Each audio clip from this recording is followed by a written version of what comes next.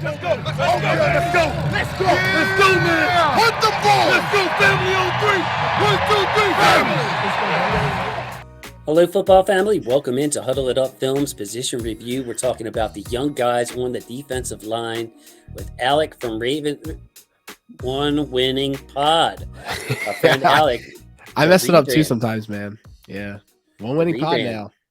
See, I did it on purpose, though. I don't know if my acting skills were good. We just went through the ice cream man there, but One Winning Pod. Check it out.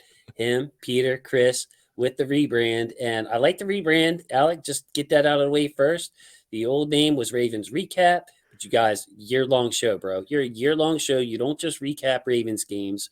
So you had to come up with something different, and I love it. You didn't have to. It was Ravens Recap. It's professional, but I love the One Winning Pod. You got some alliteration in there, too. One Winning Pod. How you feeling about this things, and how are you doing over there? I talk about what's going on over there. Oh, I mean, it's good, man. We have been growing all off season. We had a lot of guests on, and maybe that increased our reach, so to speak. But we got a lot more people listening, and it's awesome. Get more engagement on Twitter. It's a lot of fun, and we've had some recent shows. We did a show a couple of days ago about kind of looking back in history and saying, okay, we've had these historical times that the Ravens experience, some of the things they're experiencing this offseason. What can we learn from that? How can we temper expectations for this season based off of that? We had Ryan Mink on to talk about some of the breakout players. So it's been good. It's been a fun time. It's funny. Peter will always tell you, like, this was his original name for the show, and he finally got back. Like, Chris and I outvoted him, but we decided to go back to that idea. So as usual, Peter was the voice of reason through this. Yeah, it doesn't surprise me. It doesn't surprise me. You know, I'm an Alec guy, of course. Alec supporting the program. Hopefully some of those new folks will come over here, check you out over here. You know, the star power of Alec Polianis. I mean, far reaching. That's the only reason I started reaching out to you. But no, man, congrats on all that. And, you know, obviously I love the fellas. So we're talking about the young defensive lineman. It kind of goes with what you were talking about with tempering expectations. You know, the expectations for some of these guys are through the roof. Justin Madubuike especially, you know, had a ton of hype and mentioned in the last year our sneaky sleeper Peter King's Defensive Player of the Year conversation. Madubuike far from it. Yeah, Madubuike far from it. So all of these guys have some work to do. The first topic that I want to throw out to you is that the Ravens didn't draft any defensive linemen in 2021. This year, they added Travis Jones, who we're talking about tonight. But when you look at Calais Campbell, Derek Wolf's gone, but Calais Campbell, Michael Pierce, Brent Urban, those guys are veterans. Who knows how much longer they're going to play or how much longer they're going to be effective. We really need these young guys to step up, take steps in a positive direction, and be the new veterans in this group when we draft future defensive linemen in future years. Yeah, it's a big transition going on. Campbell's pretty high on this unit. The Ravens were in an interesting position this year when it came to the draft. I felt like Travis Jones was one of about 5 or 6 players that are worth drafting, so to speak. It was very top-heavy, so to speak, and there was not many middle-round talents. Travis Jones fell, which was great for the Ravens, and I think this could be the start of a couple years of kind of dedicating to this defensive line. I would expect to see another pick next year, maybe the year after that. Kind of similar to what they did with wide receiver after kind of not touching it for a while. They really tripled down on it for a couple of years to go. This is a position group that needs to get younger. And these guys, like you said, are going to be the key to kind of bridging the older group and the younger group. There you go. And I talked about the veterans with Justin from KTSE yesterday. And, you know, one thing we agreed on, Alec, is for 2022, it's a good mix of young players and old players, just for this year alone. But overall, Alec, we're going to need these young guys to start stepping up, to take some snaps from a guy like Calais so we can have Calais fresh down the stretch, to take some load off of these vets and to really start making a name for themselves. So yes, an important year, I think, for some of these guys, especially for Justin Madubuike. Let's start talking about him now. One of my favorite picks from that 2020 draft. 2020 draft overall, I was pretty high on, and so far I've been let down. Let's go through it. Patrick Queen, J.K. Dobbins obviously was great but was hurt. Yeah. Devin Duvernay has yet to break out. Tyree Phillips has had his problems. Malik Harrison from that draft. And then Justin Madubuike, of course, was the third rounder we had in that draft. Last year, Justin Madubuike, 15 games. He had 2 sacks, 2 passes defensed in 484 snaps, Alex. So he played 51% of the snaps, only 2 sacks. The thing that bothers me about Madubuike and his play is his playing time overall. Now, I put this. I want to compare this to the Tyson Williams situation for a second. Oh, okay. So, right, there's 2 camps. Tyson couldn't play and couldn't do that, and another camp that says, well, he was in Harbaugh's doghouse. And I think it's more nuanced than that. It's on a good coach to use his players to their strengths. So I put that part on Harbaugh. It was on Tyson to learn the playbook. He had been in this system for over a year. Running back isn't the hardest position to pick up coming from college.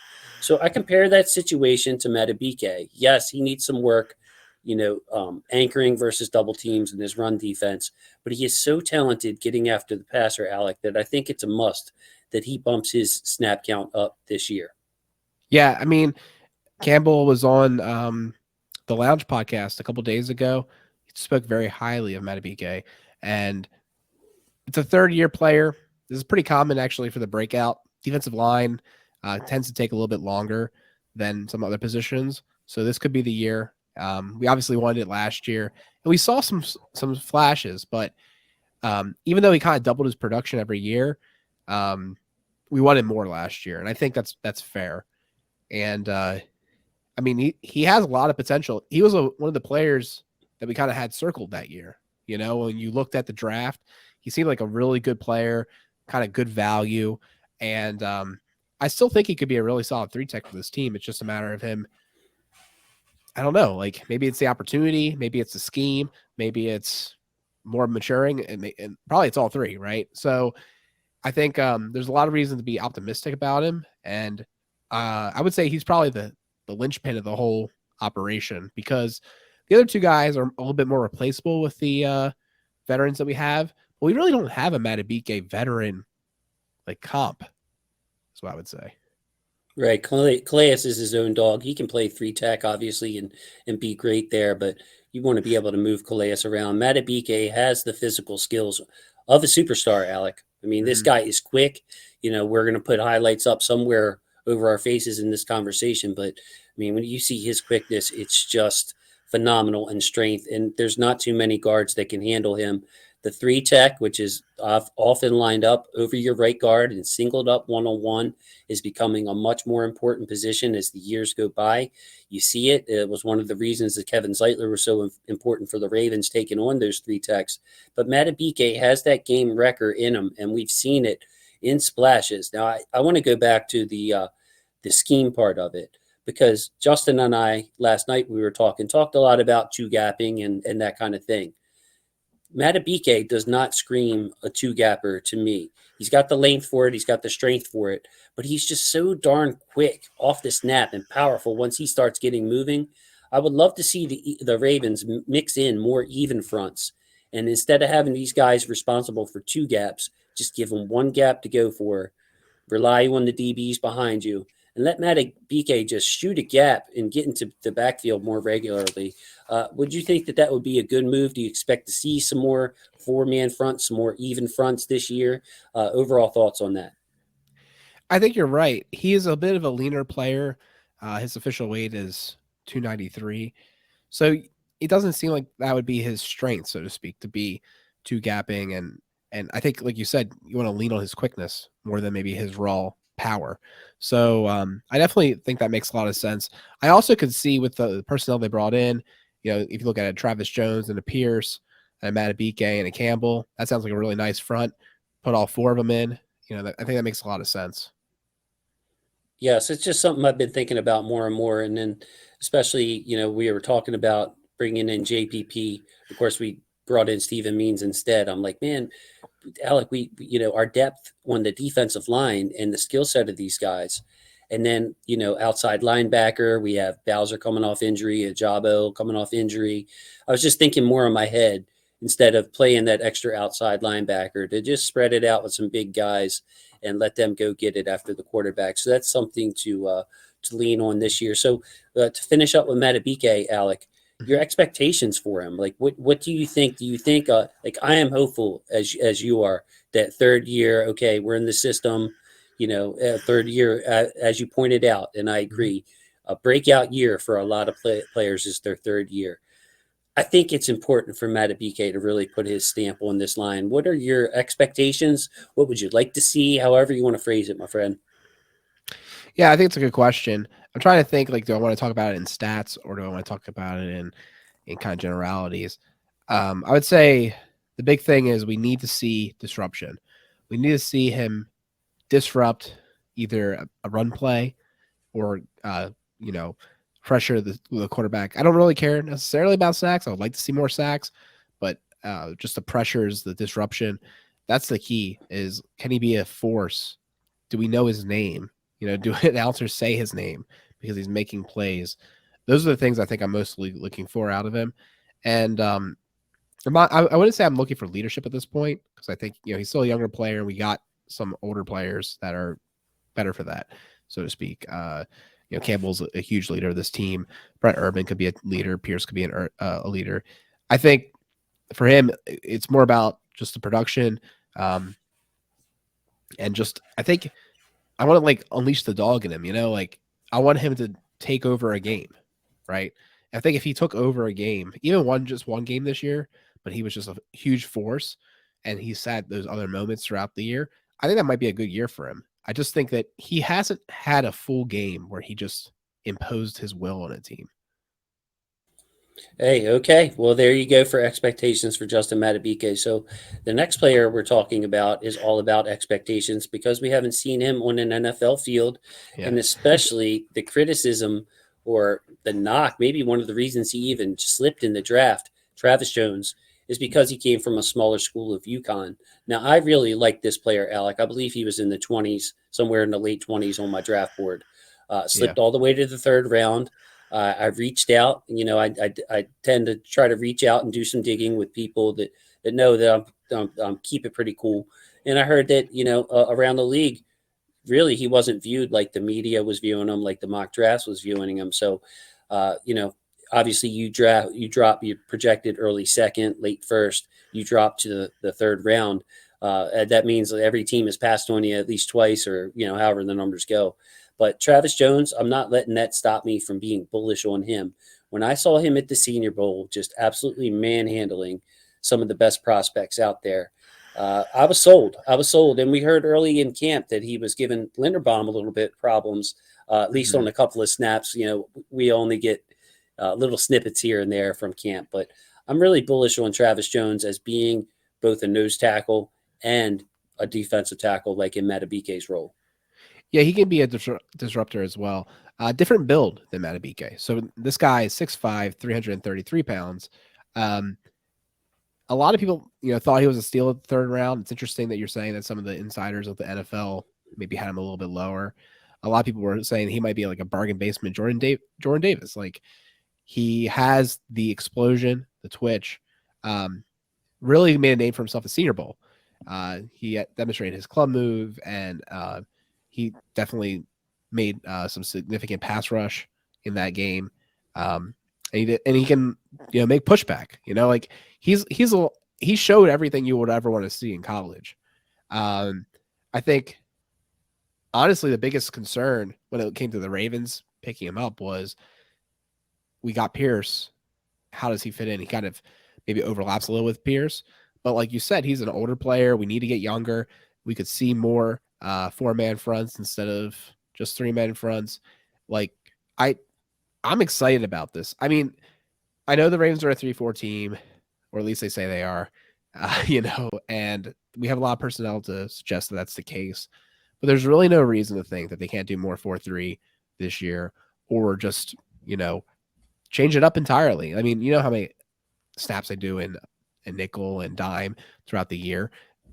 You can't really think about it as a base defense. The base defense is not even a plurality of how much, is outdated. It's outdated. Right. Yes. Yeah. It's just like, it's not even interesting really. Like most people's base at this point is a nickel, right? Like if you're talking about like the most common used formation, it's probably the nickel, and no one ever says like, oh, we're a nickel defense. Like everyone is. It's funny, man. I was watching the last time I watched Super Bowl 35. Am I getting that right? Their first Yeah. Super Bowl, Yeah, 2000. that's what I had over here, man. Yeah, It's like the last show I'm ever to do in this apartment. Like for you, okay.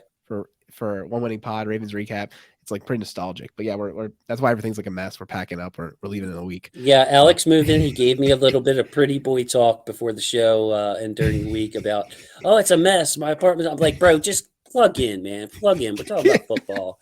This ain't good housekeeping or whatever it is.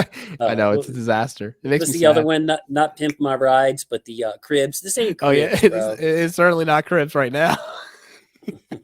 But yes, the I just want to be clear though. The 3-4-4-3, like Alex said, outdated. Nickel package is the base package. And I was watching that old Super Bowl and they were mentioning, oh, the Ravens, they're bringing in the third defensive back here on 1st and 10. This is crazy stuff Woo! that the Ravens are doing. Yeah. And 22 years later, the most common set by far, I mean, most really 2/3 of the time, almost you're playing three cornerbacks and two safeties. So that's the nickel, the five. Right. But yeah, so 3-4-4-3 outdated. I like to try to talk about it in even fronts or odd fronts. And also to be clear, the Ravens do run both, under Wink. It's not we're just always running 3-4 or always running 4-3. We mix up those even and odd fronts. So there are plenty of snaps to go around for these big guys. And also, on our 4-man rushes, one of the things that I would have liked to seen Wink change last year is a lot of times 3rd and 11, Alec, Brandon Williams is on the field. He would be the one big guy in the middle and then surround him with inside and outside linebackers and that kind of thing to really make a speedy package. So Travis Jones, to me, can change things if the Ravens still like having that one big guy on the field on third and long type situations, obvious passing downs, because he can push the pocket. I mean, Brandon Williams was really good at it, but Travis Jones has the ability, I think, to finish. He has a little more, I don't know, flexibility in his body. You mentioned how Yeah. big he is, but it would be nice if Travis Jones was when he plays full time, maybe in a couple of years, if he was a 5-sack type, nose tackle, man, that's huge for your team. Oh yeah, and he has the quickness for it, and just the traits. Like, well, I mean, you'll see, like he can be an every down player, right? So he has pretty good run defense. He can sink his weight and manage single and double teams. But I think at the same time, he can get after the passer. And I just think like the cool thing about him is that we won't have to ask him to do all that because we have a lot of players that are veterans that can lead the way. So we can kind of stack like different responsibilities as he progresses. But he has the traits and he has the ability. He's shown it in college to do all this stuff. And like you said, in a couple of years, he's a 5-sack player. That's a huge, huge thing. They're very hard to find defensive tackles that can do that. So I'm excited for him. I hope that he can, turn out for us. Me too. I would love to see him play a big role as the season progresses. So maybe early in the season, he's only playing 15 snaps a game. And, Calais and Pierce are healthy and fresh and that kind of thing. Madubuike is getting more responsibility. But it would not surprise me if the Ravens are hesitant to put Madubuike at 3-tech during running downs or 1st and 10, that Travis Jones is that guy sitting there, like you said, alongside of Michael Pierce to really have a heavy front and then fill the rest of the defense with DBs and just Yeah, exactly. Right. So you have this really heavy front, and then you're like, okay, and we're going to be at a dime otherwise, right? Like you have, let's say, Fuller in there, and you have Hamilton and Clark and Williams. You have the other guys. I mean, yeah, I mean that's exciting, right? Like maybe throw Queen in there in the middle and call it done. Like that's a dynamic defense. Like that could be a really cool package, particularly on 3rd down. yes, and I'm looking for it even on 1st and 2nd down. I don't think the Sure. Ravens will hurt with the talent that we have, the beef that the Ravens love on the defensive line. Dare you to run it. Go ahead and run it. We're going to keep Kyle Hamilton on the field and Chuck Clark, and just one of those guys is going to be in the box. Go ahead and try to run it because we'll have the beef. So Travis Yeah. Jones, I expect him to play a role this year, but I guess my closing remarks about him, Alec, is it would not surprise me if he was in on 1st and 10 as a defensive tackle somewhere on the line, and then also has the ability to play on 3rd and 14 as the one big guy in pass rushing situations. So I want to see how he's used by the Ravens defense. Is there any kind of pattern? Like, is he a 1st and 10 player? He's a 3rd and long player. How does he work into this rotation? Do you have any feelings about that? Because I'm pretty balanced. Like, I could go bunch of different ways with how to use Travis Jones to start the year and then as the year progresses. Yeah, I don't know if I do. I mean, I'm just still thinking about the fact that if you had 6 DBs, well, one of them is a Hamilton, one of them is a Chark Clark, and you have this heavy line package otherwise, I don't would be really scared as an offense because they can cover as if you're not worried about the run, and they can cover and they can handle the run too. It's a very dangerous package, right? Like, it doesn't even feel like you're making compromises. So right. That's awesome. May I interrupt for a second? Yeah. Also, I don't want to think that we're just going to people to think we're putting 4 big, massive men on the line. We're talking about Adafio Way on one end and Tyus Bowser or Jabo or somebody else. So it's not like we're going to sacrifice too much pass rush if it's 1st and 10. Yeah. You got Way, you got Bowser, but you also got Michael Pierce and Travis Jones on the inside, say. And it's like with 7 DBs, bro, you can even put 7 DBs out there and take your linebackers off the field. Yeah. Quarters packages, man, run some of the quarters. So it's exciting, the possibilities, the different skill sets that these guys have. But could you just I'm going to drill you down on the Travis Jones. Yeah, no, it's fine. Travis Jones role. Yeah, I think that we'll see him mostly either spell Pierce or be alongside Pierce. I don't really see too many other packages at first. I think that will be the key. If we do even, he'll be there with Pierce. If we do odd, he'll be maybe spelling Pierce. And I think it will come down to his production. I think Travis Jones probably has a higher ceiling than Pierce, but to expect that year one is unlikely. So I think he'd mostly be there. I mean, I think he's versatile enough. He's good enough in run defense. He's good enough in pass rushing that he can be in there for any play. So I don't think he'll be particularly siloed there. So I think we'll see a mix of him. I think it'll all come down to Pierce's availability, Travis Jones's availability. I mean, I think that's the thing. Like, they have enough options to keep people fresh this year.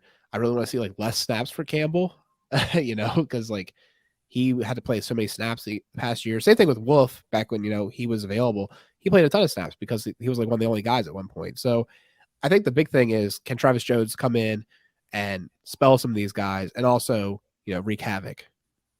And one of the things I'm confident in Travis Jones is that Michael Pierce, of course, there are questions about him not being at mandatory minicamp.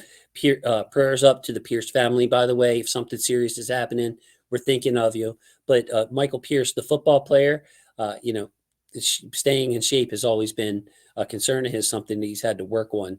One of the things I'm confident with Travis Jones is if he's asked to just be a run stuffer and plug up the middle of the defense, he's got that, bro. He's got that part of it. I mean, his build and just strength is he's way stronger than the centers he's going to be facing.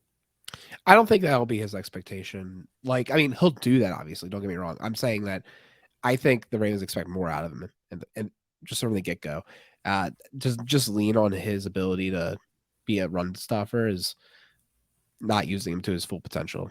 So I'd be surprised if that was his only role. I think he'll have more even from the get-go. I would be disappointed if that's his only role, but yeah. Again, if Pierce is hurt, that might have to be his role. It might not be in his control. Yeah, so sure. Something we'll keep our fingers crossed on here. Now, the last guy we're going to talk about tonight, Alec, is actually someone that I'm pretty fond of. Broderick Washington. Yes, Broderick Washington. The reason I'm fond of him is he gives you something steady. He is a steady presence. I'm not expecting sack numbers from Broderick Washington. What I'm expecting is what he's given us in the first 2 years. That is somebody who's extra dependable in run defense, true two-gapper. You just let him stand up a guy and throw him to whatever side that he wants to go. Broderick Washington, I mean, he's not listed as a tremendously huge human being. I think he's like 6'3", 300, 6'4", or something like Yeah. that. Yep. So he's a big guy, but he's not like a Travis Jones or a Pierce. But run defense is just so easy to Broderick Washington. So I love having a role player, a guy you picked in the 5th round, to come up and fill a solid role for your team. Love guys like that, man. Yeah, he's only 10 pounds heavier than Madubuike. So he same height, so he's, like you said, not the build of a Travis Jones, but like you said, he's actually been really steady for the Ravens. He's been called upon a couple times. He started 2 games last year. He played in 14 of them. The year before, he only played in 8 games, but he just there wasn't as much expected of him. And he's kind of playing that same trajectory as some other Ravens, maybe like Brett Urban, honestly. Different player, don't get me wrong, but like they're slowly adding more responsibility to him, and he's always produced for him. So I think he's a good player. I think he could make a step this year and be even more valuable to the team. I don't expect huge numbers from him. I don't expect him to become a snap leader per se, but he'll play a role in this rotation, and I think that's most what we want. And I think Broderick Washington also, along with run defense, I think he gives you versatility in that run defense. So you can put him anywhere along the line. I mean, nose tackle, or, one tech, whatever, isn't really his game. He's, but he could even handle that, Alec. He is that, like, I don't know. It's like we used to call it country strong back in the day, where a guy doesn't look all beefed up and twitched up, but he's just strong, bro. And that's Broderick Washington to me. It was his number one quality, I thought, coming out of Texas Tech, I believe he was that, man, this guy's hard to move. And you see him against some of the bigger schools and bigger offensive linemen. It's like they can't move him. Well, coming to the NFL, that has continued for Broderick Washington. And that's impressive, Alec, because, one of the things that in my scouting, I'm hardcore believer in is that the first things to disappear at the NFL level are your speed and your strength. Right. You need something else. Like the fast guys who are the fastest guys at college, a lot of times just turn into another fast guy in the NFL. They're not stand out fast. And same thing for strength. There's a lot of strong guys in the NFL. So for Broderick Washington to be able to keep building on that skill and to prove himself in the NFL, I think that he is a lock to make this roster. I know a lot of people like to try to look at how we're going to play the roster games, but I don't think that there's any chance, especially with Calais' age, Brent Urban's injury history, and having a versatile piece like Broderick Washington. He's a lock for this team, and I expect him to play a little bit more. What was it? 32% of the snaps last year. Yep. He was just under 300 snaps. I think if he plays 350 snaps with everybody with good health, all around, that would be a great year for him. Okay. Yeah, I think that might be a little high for no other reason than so if you look at it now, he played 30% of snaps last year, or his first year. That was 161 snaps. So the defense was just out there a lot more in 2021 to get to 32% at 293. So 350, I hope the defense isn't out there as much. And he's able to get less snaps. I see where you're going. Yes. But you're not wrong. Like, I think that the idea is right? If he's around the 30% snap rate, whatever the amount of snaps is that makes that happen, 35, that's good. That's probably what you're looking for. Again, like, we're not looking for him to make a huge step. We're just looking to him kind of improve upon and just be an even more dependable version of Broderick Washington. Yeah. So it's not really a ceiling play here. It's just keep raising the floor. Keep raising the floor. Good way to put it. Good way to put it. But I like having dependable players. Oh yeah. To be your role players, to give players a breather. We can count on Broderick Washington to be a force on that side, not a sack guy, but just a force in controlling his man. He controls the man, in front of him very, very well. So, Alec, final thoughts on this defensive line. I want to open it up to you to the defensive line as a whole. So include Calais and Pierce and Urban. And, the loss of Wolf, of course, was we kind of saw it coming after a while. But what are your, I would like you to take a minute or two and just talk about what you expect from the defensive line, what this defensive line can do this year, et cetera, et cetera. Well, I think the big thing with this defensive line is they're going to be much better fit this year to have options for all the various techs, right? So in previous years, it was we were limited because we just didn't have depth and we didn't have versatility. It was just we had like one trick for every single pony, right? Like there was one person that could play 3 tech, one person could play 5 tech. We just were limited in the way that we could deploy people. This year, it's going to be a little different because we added Jones and we added Pierce and Urban, right? So like we didn't really lose anybody. We lost Jelly, and we have the same practice squad guys. We gained a couple people, which I think is a big deal. So I think there's going to be more versatility, more distribution of snaps, and I think this versatility will allow them to do more fronts that we really haven't seen as much of. More 4-man fronts, more even 3-man fronts. Just like they won't be pigeonholed as much. I think they have the personnel to be a little bit more have more variety in their defensive fronts. I'd also say I think that this is a good opportunity for everybody to get a little bit better. One thing I looked at is that Campbell, in his time before the Ravens, only had one season under 6 sacks. That wasn't his rookie year. And with the Ravens, he's only had 4 and 1.5 sacks. He needs 6.5 to get to 100. I would love to see that this year. But that's going to take, honestly, a scheme change. I don't think he was really given the opportunity to get those sacks before. So, like, there you go. Can I interrupt again? Yeah, we have the tools. Like, let's do it. Yes, man. Two gapping saps your sack numbers. You have to basically be responsible for the 2 gaps in front of you, just for anybody that doesn't know. And you can't just shoot through one and leave the other one empty. You've got to be methodical in your approach. So, yes, man. Any other thoughts on that? And I wanted to ask you too. You didn't mention Brandon Williams in the guys who we left. Yes. Are you concerned at all? Something I talked about with Justin last night. You saw the numbers over the years when Brandon Williams was in there and when he wasn't, and what our run defense looked like without the loss of Brandon Williams. No, I'm not concerned, and the reason why I'm not concerned is because Voss got me onto this. I'm all about it. The best run defense is a good offense. So obviously, I think we actually have the people to have a good run defense. So I'll just put that out there first. I think we got the people to do it. So I'm not that concerned. I think Travis Jones and Pierce together will be huge additions. Wolf is still there. Broderick Washington, like you said, is a solid person in run defense. I think we have the people to do it. But more importantly, if the offense is really moving, we'll kind of dare you to run. And I think that's okay. So I think we have the people, but you're right. Like without Brandon